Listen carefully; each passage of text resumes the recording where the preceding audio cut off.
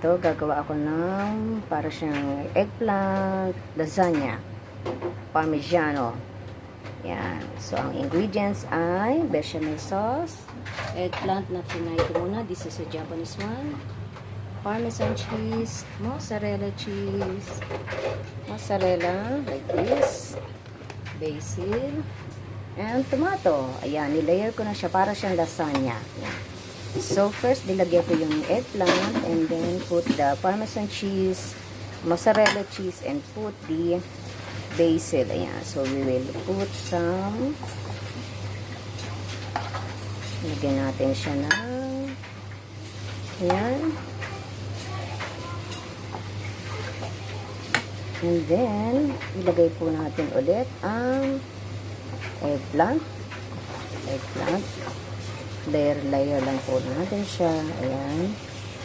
And then, layer lang po siya na para siyang lasagna. And then, we're going to add in the sauce. Ayan, lagyan lang natin siya ng sauce.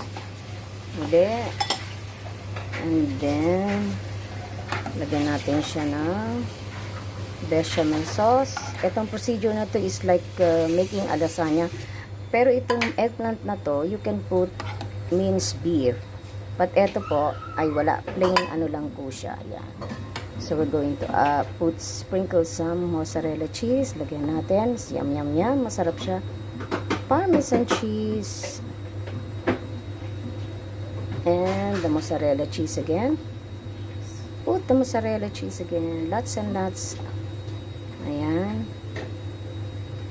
Ayan. Ayan siya.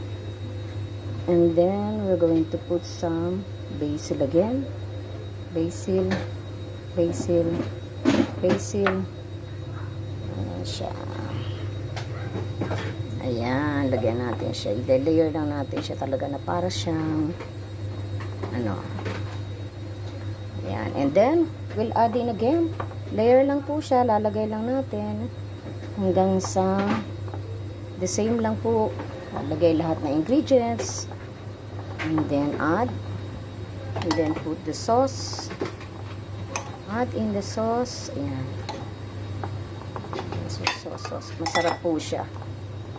Ayan. Pwede nyo gamitin ng ready-made na ano, may basil siya. Yung ready in can. Or pwede kayong gumawa ng mga 6 big tomatoes, yung plum. Gisa nyo lang maigi sa sibuyas bawang, and then hanggang sa siya ay maging soft. Yan, madurog ng gusto. And then another one, we will add in some ulit. Add po ulit natin siya. Ayan.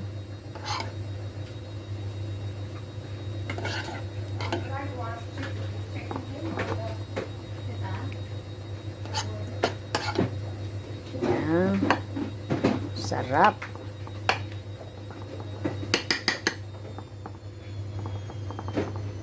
Ayan. And then, we're going to sprinkle the mozzarella cheese again. Mozzarella. Ayan. And then, parmesan cheese. Yum, yum, yum. And then, we're going to, lastly, lagyan natin ng ayan, lagyan natin siya ng mozzarella. Ito po, yan. So, lagay lang natin siya para magandang dating.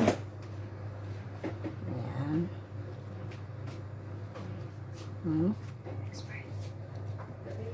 Tapo mo na. Hindi, October yun Ay. Hindi naman niya kanya. Yan.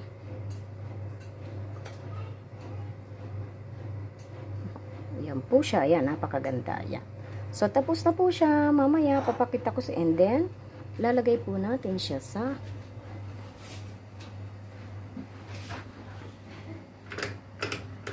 oven. Yan. So, to 200 degrees to, yan, bake natin siya.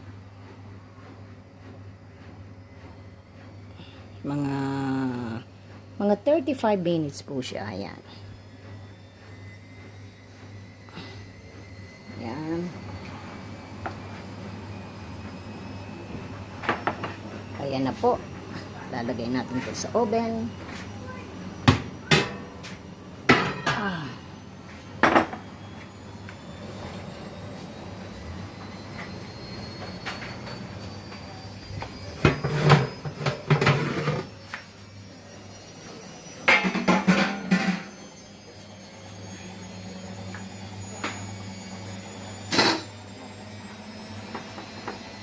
Put it here. Ayan. Ito na po siya. Ayan. Lutuin po natin siya hanggang sa mag-melt ang cheese. Tapos na po. Don't forget to like and subscribe my YouTube channel, Aurea de Vera. God bless you all.